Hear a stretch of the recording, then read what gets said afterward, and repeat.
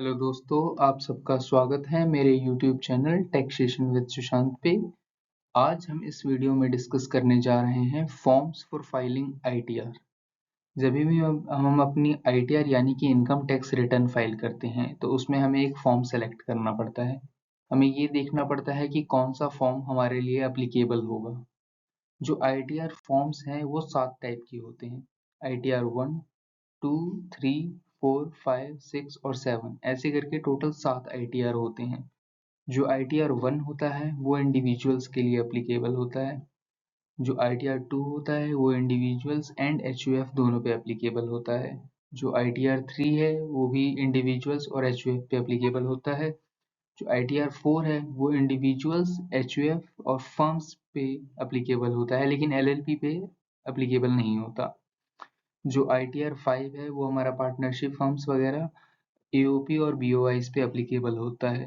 इसके बाद आता है ITR 6 जो कि ऐसी कंपनीज जो कि इंडिया में अंडर कंपनीज एक्ट 2013 में रजिस्टर्ड हैं उन पे एप्लीकेबल होता है।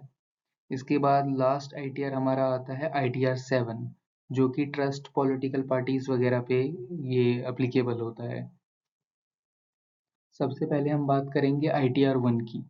जो ITR 1 होता है ये बेसिकली इंडिविजुअल्स पे एप्लीकेबल होता है। ऐसे इंडिविजुअल्स जिनकी सैलरी इनकम है या फिर जो हाउस प्रॉपर्टी इनकम है वो सिर्फ एक सिंगल प्रॉपर्टी से है, यानी एक सिंगल हाउस प्रॉपर्टी है उनके पास। अगर एक से ज़्यादा हाउस प्रॉपर्टी है तो उन पे ITR 1 एप्लीकेबल नहीं होगा बल्कि ITR 2 एप्लीकेबल हो जाएगा।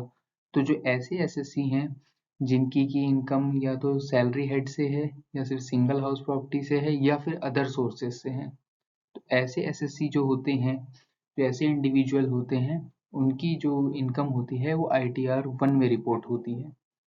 अगर किसी भी इंडिविजुअल के पास कोई कैपिटल गेन है, कैपिटल गेन इनकम है या फिर कोई PGBP हेड की इनकम है या फिर एक से ज़्यादा हाउस प्रॉपर्टी की इनकम है तो उनके केस में ITR 1 एप्लीकेबल नहीं होगा। अब बात करते हैं ITR 2 की। जो ITR 2 है वो भी सिमिलरली ITR 1 की तरह सैलरीड पर्सन पे एप्लीकेबल होता है, बट इसमें एक एडिशन है कि जो ये सिर्फ इंडिविजुअल्स पे एप्लीकेबल नहीं है, इंडिविजुअल और HUF यानी कि हिंदू अनडिवाइडेड फैमिली ये दोनों पे एप्लीकेबल होता है। तो HUF के केस में तो ITR 1 का कॉन्सेप्ट ही नहीं है, तो उसमें तो हर बार ITR 2 ही जाना है। लेकिन जो इंडिविजुअल्स हैं, कोई ऐसा इंडिविजुअल जिसकी सैलरी इनकम भी है और साथ में हाउस प्रॉपर्टी इनकम भी है प्लस कैपिटल गेन इनकम भी है, अगर किसी इंडिविजुअल पे कैपिटल गेन की इनकम होती है तो उस पर डायरेक्ट ITR 2 एप्लीकेबल हो जाता है, ITR 1 उस पर एप्लीकेबल नहीं होता। या फिर हाउस प्रॉपर्टी के केस में क्या होता है कि अगर आपके पास सिंगल हाउस प्रॉपर्टी है तब तो ITR 1 एप्लीकेबल होगा, लेकिन अगर आपके पास एक से ज़्यादा ITR, माफ़ कीजिएगा, आपके पास एक से ज़्यादा हाउस प्रॉपर्टी है और वहाँ से आपकी रेंटल इनकम आ रही है तो आप पे ITR 2 एप्लीकेबल होगा। इसके अलावा अगर किसी इंडिविजुअल के पास कोई बिजनेस इनकम है तो ना ITR 1 फाइल कर सकता है ना ITR 2 फाइल कर सकता है। इसके बाद अब बात करते हैं ITR 3 की। जो ITR 3 है वो इंडिविजुअल्स और HUF पे एप्लीकेबल होता है, लेकिन ऐसे इंडिविजुअल या HUF जिनकी कोई बिजनेस इनकम है, बिजनेस या प्रोफेशनल इनकम है। प्रोफेशनल इनकम यानी कि कोई चार्टर्ड अकाउंटेंट है, कोई कंपनी सेक्रेटरी है, कोई डॉक्टर है या कोई लॉयर है, जो भी प्रैक्टिस कर रहे हैं और उन्हें जो रेमुनरेशन वगैरह मिलता है तो उसकी जो रिपोर्टिंग होगी वो ITR 3 में होगी। जो ऐसे इंडिविजुअल HUF है जिनकी अदर देन इनकम, जो मतलब बाकी इनकम भी जो होती है PGBP के अलावा, वो भी सारी ITR 3 में ही जाती है। इसके बाद हम बात करते हैं ITR 4 जो कि सबसे हमारा मोस्ट इम्पॉर्टेंट ITR है इस वीडियो में जो हम डिस्कस कर रहे हैं उसमें।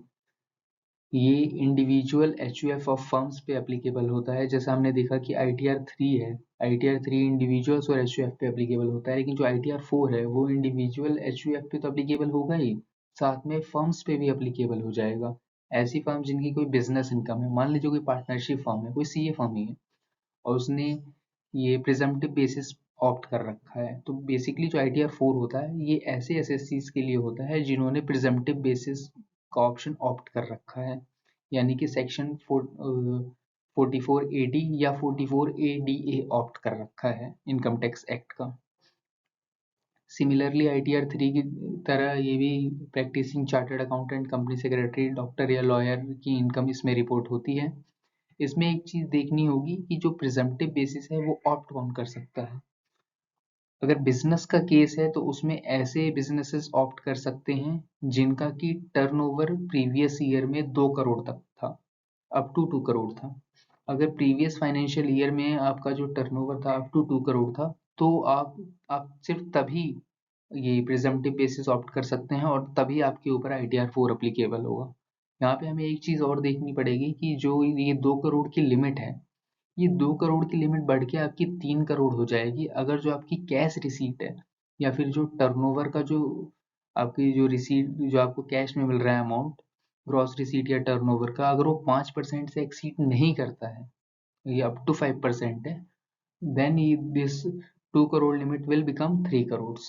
Similarly जो प्रोफेशनल की बात करें अब हम, तो प्रोफेशनल के केस में ये जो 44 ADA होता है इनकम टैक्स एक्ट का सेक्शन, तो इसमें जो लिमिट है प्रिजम्पटिव बेसिस ऑप्ट करने की वो 50 लाख रुपीज़ है। फॉर एग्जांपल एक चार्टर्ड अकाउंटेंट है तो उनके लिए 50 लाख रुपीज़ की लिमिट है, या कोई डॉक्टर है या फिर कोई लॉयर है तो उनके लिए लिमिट है 50 लाख की। लेकिन अगर सिमिलरली जैसे कि हमने ऊपर बिजनेस के केस में देखा, यहाँ पे भी अगर जो कैश रिसीट है वो ग्रॉस रिसीट का अप टू 5% है, तो अगर अप टू 5% है तो ये जो लिमिट है 50 लाख की, ये बढ़ के हो जाएगी आपकी 75 लाख। तो ये बहुत ही इंपॉर्टेंट सेक्शन है और ये पॉइंट है जो हमें ध्यान रखना है इसमें। आगे हम बात करते हैं ITR 5 की। जो ITR 5 होता है ये हमारा फर्म्स वगैरह जो भी बिजनेस करती हैं उन पे एप्लीकेबल होता है। इसके साथ ही इनकम टैक्स में एक कॉन्सेप्ट होता है AOP और BOI का। AOP यानी कि एसोसिएशन ऑफ पर्संस और BOI यानी कि बॉडी ऑफ इंडिविजुअल्स। इन दोनों पे भी ITR 5 ही एप्लीकेबल होता है। अब बात करते हैं हम ITR 6 की। जो ITR 6 होता है, ऐसी कोई भी कंपनी, चाहे इंडियन कंपनी हो, फॉरेन कंपनी हो, जो कि इंडिया में ऑपरेट कर रही है, ऐसी हर कंपनी पे जो फॉर्म है ये ITR 6 अप्लीकेबल होगा। जो भी कंपनी चाहे इंडिया में ऑपरेट करे, चाहे उसकी किसी भी हेड की इनकम हो। मान लीजिए कि एक कंपनी फॉर एग्जांपल रिलायंस है, अगर वो बैंक इंटरेस्ट भी कमा रही है, FD इंटरेस्ट भी कमा रही है, तो भी जो उस पर फॉर्म जो अप्लीकेबल होगा वो ITR 6 ही अप्लीकेबल होगा। अगर उसकी कैपिटल गेन की इनकम भी, हाँ वो अलग हेड में रिपोर्ट होगा, वो अलग चीज़ है, लेकिन जो फॉर्म जो जाएगा वो ITR 6 ही हर केस में जाएगा।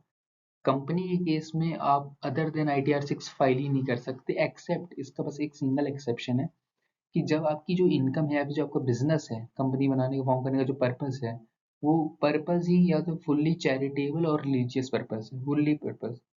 ऐसा नहीं कि आप वो भी कर रहे हैं साथ में और नॉर्मल बिजनेस भी कर रहे हैं, मतलब चैरिटी का भी काम कर रहे हैं और नॉर्मल बिजनेस भी कर रहे हैं। अगर फुल्ली चैरिटेबल और रिलीजियस पर्पस के लिए तब बात और है, अदरवाइज ITR 6 हर केस में अप्लीकेबल होगा कंपनीज पे, चाहे इंडियन कंपनी हो या फॉरेन कंपनी हो। अब लास्ट में हम बात करते हैं ITR 7 की।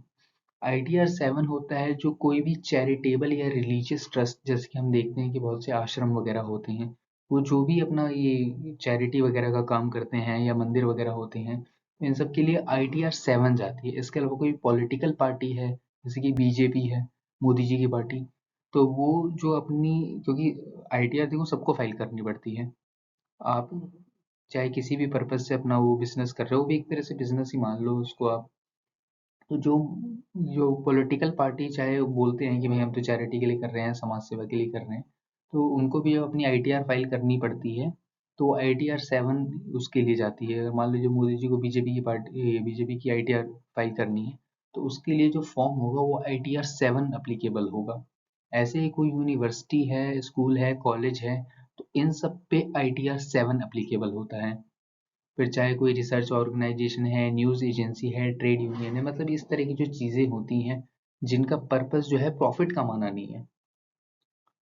कोई भी चैरिटेबल ऑर्गेनाइजेशन है तो उसका मेन पर्पस जो होता है वो प्रॉफिट कमाना नहीं होता, वो चैरिटी करना होता है। ऐसे ही जो पॉलिटिकल पार्टीज हैं उनका है कि हमें देश का उद्धार करना है, अब वो करे ना करे that is a different thing, लेकिन जो उनका पर्पस बनाने का जो मेन मोटो होता है वो ये है कि हमें देश का उद्धार करना है, कोई देश के लिए अच्छा काम करना है। तो इस तरह के जो ऑर्गेनाइजेशंस होते हैं उन सब के लिए जाता है ITR 7। तो आज के वीडियो में बस इतना ही, मिलते हैं आपसे अगली वीडियो में।